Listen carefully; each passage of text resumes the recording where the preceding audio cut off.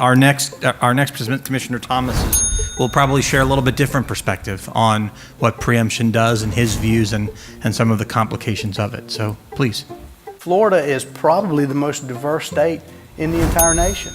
You know, we have farms, we have agriculture, we have tourism, we have beaches, we have large cities, you know, we have multicultural populations. And so there is absolutely no way that we can take a one-size-fits-all approach and fix all of our problems. So you do recognize that this is government closest to the people makes different decisions, and there's times that that's okay. What might be okay in Wakulla County might not be fine in Miami-Dade, but that's okay because we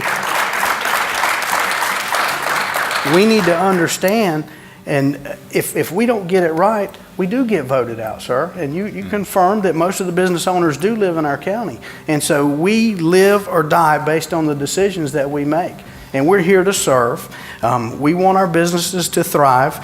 And I keep hearing that, you know, this is about regulation, but I'm not sure it's that. I feel it's more like, let's pick on the little guys, let's pick on the counties, and let's have big, large, centralized government. I'm against large, centralized government. I want to keep government closest to the people so we can make decisions and we can be nimble. When they come to me and we need to make a change, as long as I've got 2 other county commissioners that agree with me, we can make that change, and we can make it in 30 or 60 days. If we make it so businesses now have to go to Tallahassee, it's going to be very difficult. First of all, they're only in session for 60 days a year. So we've got to wait a year for them to get up there. If they've got a legitimate change that needs to be made, and then when we come to Representative Fine and he says, oh, well, this only affects Wakulla County. The other 66 counties don't care about this. Well, I get put way down on the list. Well, that might be a real legitimate need for my businesses. And so I would say this is going to hurt business. This is going to hurt business because we know the statutes are changed every year. We know they never get it right. If they ever got it right one time, they could just shut down after the first year. Every year it gets modified and our priorities get changed. This really comes down to the fact of who are we serving. And I say, you guys are serving the business community, you're doing a great job. And I appreciate sitting up here with you. But I serve the business community too. And I also serve the public. I serve the citizens. And so that's my goal, is to find that balance.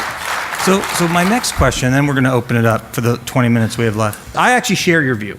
My reason for running my bill is I think it should be hard to pass regulations.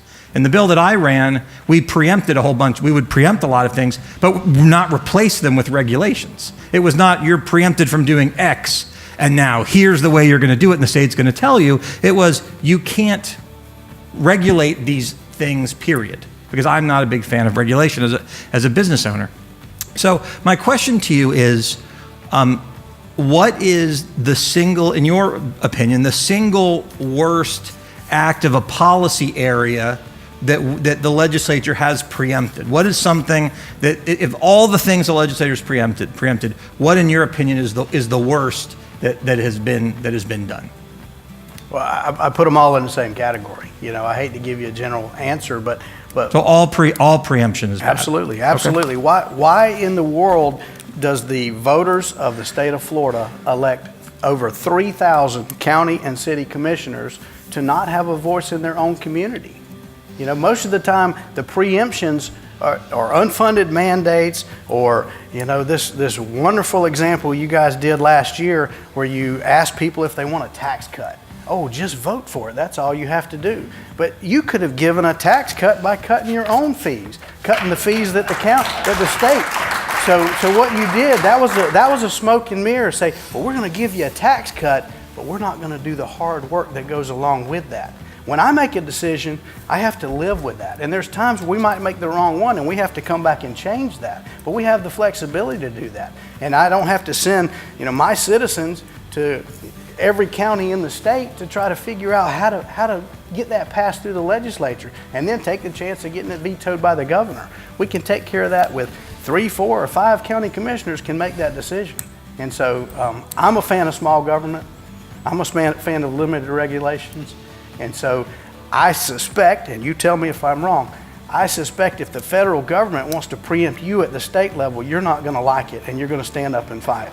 And that's the same position that I'm in. All I'm saying is let's maintain the same logic. Look, this was a great discussion. Thank you all for paying your attention, and Thank you to all of our panelists.